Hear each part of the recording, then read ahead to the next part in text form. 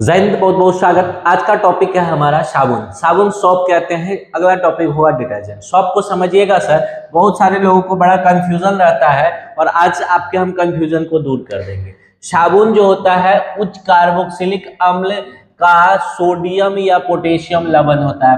परिभाषा अगर पूछे एकेडमिक एग्जाम में तो बहुत साधारण भाषा में हम कह रहे हैं उच्च कार्बोक्सिलिक अम्ल के सोडियम या पोटेशियम लवण को क्या कहते हैं? साबुन कहते हैं। अब देखिए, उच्च कार्बोक्सिलिक अम्ल जो होता है ये वह क्या होता है? वसायुक्त होता है। समझ गए? जैसे उस तेल ले सकते हैं, घी, चर्बी।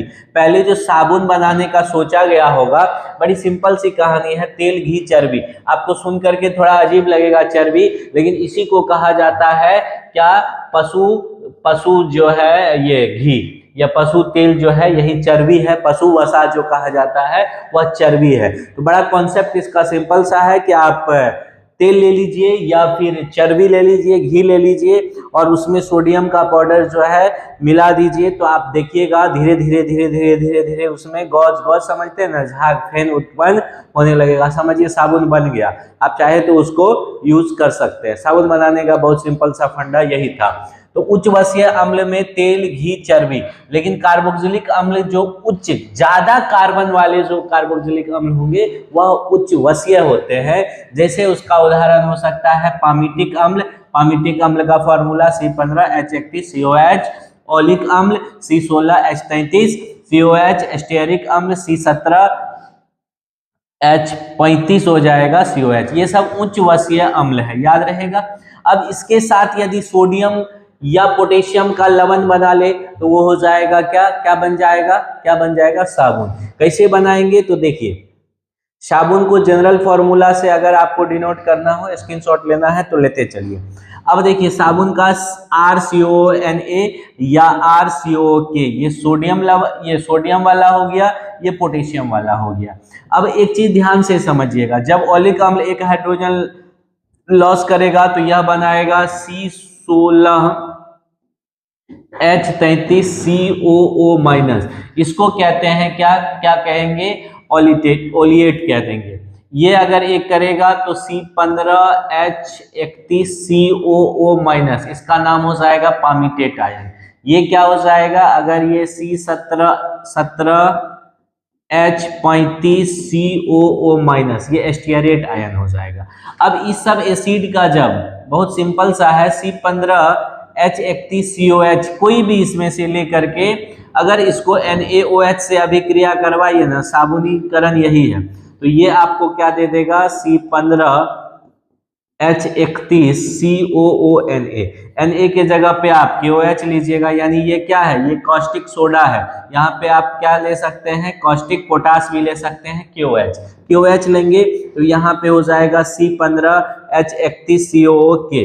इसका अगर ऐसे भी स्ट्रक्चर देखे होंगे, 1 2 3 4 5 6 7 8 9 10 11 12 13 14 15 और यहाँ COO- और Na+, यह भी साबुन है। या नहीं तो ऐसे 1 2 3 4 5 6 7 8 9 10 11 12 13 15 16 17 18 भी ले, 17 तक लीजिए। यहाँ हो जाएगा COK, एस्टियरेट वाला साबुन हो गया के। अब देखिए, ये भी साबुन ही है, ये भी साबुन है। दोनों में अंतर क्या होगा? ई साबुन जो होगा ये कपड़ा धोने वाला होगा, यानी सोडियम लवण वाला जो साबुन बनेगा ये कपड़ा धोने वाला। जैसे सर्फ एक्सल वाला आता है, एक्सल आता है, विम आता है, टाइड आता है। कपड़ा धोने वाला जो भी साबुन है, कपड़ा धोने वाला, यानी ये कड़ा होगा। समझ गए? तो इसलिए ये समझ जाइएगा, कपड़ा धोने वाला है। ये सॉफ्ट होगा, शरीर पे लगाना है ना। तो नहाने वाला, ये कौन साबुन है? नहाने वाला, याद रहेगा। ये साबुन है नहाने वाला। पोटेशियम वाला यानी कॉस्टिक पोटास से जो बनेगा वो नहाने वाला, और कॉस्टिक सोडा से जो बनेगा वो धोने वाला। इस साबुन का हो गया उच्च वसीय अम्ल हो गया। आर के जगह पे यही हो जाएगा पामीटेट, ओलिएट, एस्टियरेट जो भी आयन हो जाएगा। अगर इसका क्रियात्मक समूह पूछे तो इसमें जो होता है एस्टर होता है। क्या होता है? एस्टर होता है, ट्राई एस्टर होता है, याद रखिएगा, ये भी पूछने वाली बात। साबुन से रिलेटेड स्ट्रक्चर दिखा दिए, फॉर्मूला सब कुछ आपको बता दिए। पूछ देगा सोडियम वाला कौन होगा, तो कपड़ा धोने वाला, पोटेशियम वाला नहाने वाला होता है। अगला लीजिए। हाँ, अब इसका जो ग्रेडियंट्स होता है उसको समझिएगा। उसमें जो ग्रेडियंट्स होता है क्या क्या होता है, तो नमक भी रहता है साबुन में। क्या इसी में क्या होता है ना, जितना कलर आपको मिलाना है ना, नमक हो गया साबुन को गलाता है, नमी जो है चटकाने से बचाता है। साबुन में 10% तक नमी कंपलसरी है, वो चटकाने से साबुन गलेगा पानी में तब तो वो झाग देगा बढ़िया से, नहीं तो एक एक वो साबुन खरीदिएगा गलबे नहीं करेगा, चमड़े नोच देगा। इसलिए उसमें नमक भी होना चाहिए, गलाता है, नमी चटकाने से बचाएगा, नहीं तो टूटिए जाएगा, बिच्चे से कभी टूट जाएगा, वो देखिएगा जल्दी टूटता नहीं है। कार्बोक्सिलिक अम्ल जो होता है उसका, उसमें आंख उख में लग जाता है तो नहीं जलन उत्पन्न हो जाता है, आंख में लगता है थोड़ा सा तुरंत पानी, साबुन कितना लगाइएगा आंख में नहीं लगा पाइएगा, तो वो जलन किसके कारण होता है, कार्बोक्सिलिक अम्ल के कारण।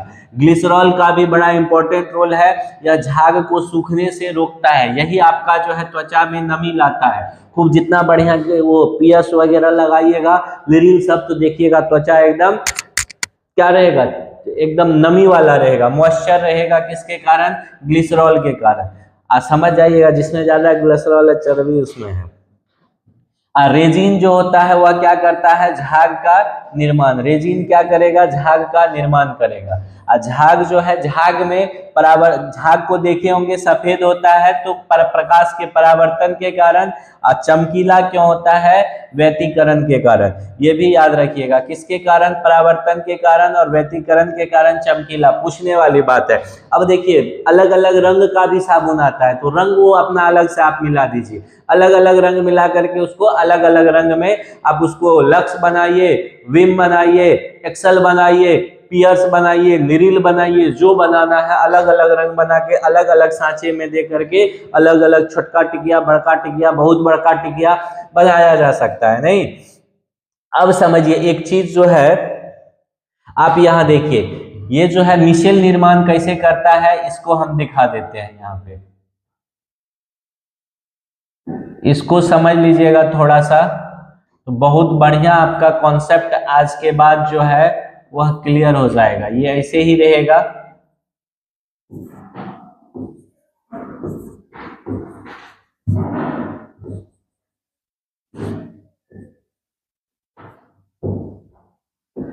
ये देखिए ये हाइड्रोकार्बन वाला पार्ट है, ये जो देख रहे हैं ना आपको, ये हाइड्रोकार्बन वाला पार्ट है, तो ध्यान से समझिएगा। साबुन में अभी हम दिखाए थे, ये मिशेल निर्माण किए हैं हम, समझ जाइएगा, आज के बाद कभी आपसे गलती नहीं होगा। 1 2 3 4 5 6 7 8 9 10 11 12 13 14 15, ये जो अभी हम लिए थे यहाँ और Na+ था, तो ये कोई आयन का था, तो ये हाइड्रोकार्बन वाला भाग है। ये कौन भाग है सर, हाइड्रोकार्बन वाला। कौन है, हाइड्रोकार्बन वाला भाग, याद रखिएगा। और ई जो है ये बिना हाइड्रोकार्बन भाग है, अम्लीय वाला है। तो ये जो हाइड्रोकार्बन वाला भाग है, ये भाग होता है, इसको कहते हैं टेल, यानी कि पूंछ।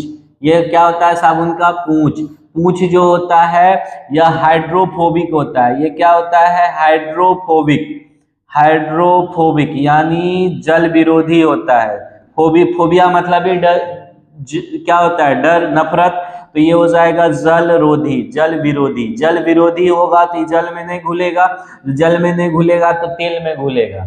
समझ गया। ई वाला पार्ट जो है, इसका ई पार्ट जो देख रहे हैं, यह क्या है, ये हेड है। हेड मतलब सिर है, ये इसका साबुन का ये सिर होता है। ये हाइड्रोफिलिक होता है। ये क्या होता है सर, हाइड्रोफिलिक होता है, समझिएगा, हाइड्रोफिलिक होता है। हाइड्रोफिलिक मतलब जल स्नेही, जल से प्यार रहता है इसको। जल स्नेही है तो जल में के साइड रहेगा, ये जल से दूर रहेगा। ये देखिए जो जल से दूर हाइड्रोकार्बन वाला भाग है वो तेल को ऐसे घेर लेता है, तो आपका जो धूल है वो धूल के साथ ये चिपकेगा। ये किसके साथ चिपकेगा, कपड़ा, देह, जिसका भी धूल है वो धूल के साथ ये चिपकेगा। तो धूल के साथ चिपक गया। और दूसरा भाग जो ई वाला भाग है, ये आपका हेड है। ये क्या है, हेड। अभी जो हम वहां दिखाए हैं ये हेड है। तो ये हेड तो दूसरा साइड है, पानी साइड, तो ये पानी में घुला हुआ है, पानी के साइड है। और ये तेल के साथ है, तो ये तेल को घेर करके उसको जो है एकदम निचोड़ेगा, निचोड़ करके पानी में घुलता है, तो पानी के ऊपर की सतह पर उसको ले आएगा, यही मिसेल्स बन गया। इसी को कहते हैं मिसेल्स का निर्माण हो गया। तो ये मिसेल्स जो है एकदम, आप जब कपड़ा को, जैसे ये कपड़ा में जैसे ही साबुन ये दिए आप, तो उसमें ये क्या गया, ये तेल डस्ट धूल के साथ गया और दूसरा भाग पानी के साथ है। अब उस जो है धूल को एकदम पकड़ करके पानी के सतह पे ले आएगा, तेल या जो भी धूल है उसको सतह पे ले आया। उसको आप इसलिए धोने के बाद या शरीर को भी धोने के बाद पानी से धोइएगा, तो पानी के ऊपर देखिएगा छोटा सा बूंद बूंद टाइप का आपको वो झाग के साथ दिखेगा, कोलाइड के साथ, वो मिसेल्स ही है। मिसेल्स बन के वो बाहर आ जाता है, शरीर और कपड़ा को साफ कर देता है। ये पूरा साबुन का हम टोटल चीज आपको बता दिए, जितना भी साबुन है, डिटर्जेंट अगले क्लास में बताएंगे। साबुन का टोटल चीज स्क्रीनशॉट लेना है तो ले लीजिए, समझ गए। ये साबुन का टोटल बातें, प्रॉपर्टी सब बता दिए हैं। अब डिटर्जेंट भी बता देंगे अगले क्लास में। लेकिन साबुन जो है कठोर जल के साथ झाग उत्पन्न नहीं करता है, कठोर जल के साथ झाग नहीं देता है। मिसेल्स भी बता ही दिए हैं, तो मिसेल्स में भी कोई दिक्कत नहीं है। ये मिसेल्स भी बन गया है आपका, ऐसे ही बनता है। तो चलिए अब अगले क्लास में हम लोग डिटर्जेंट को देखेंगे। बहुत बहुत धन्यवाद, जय हिंद।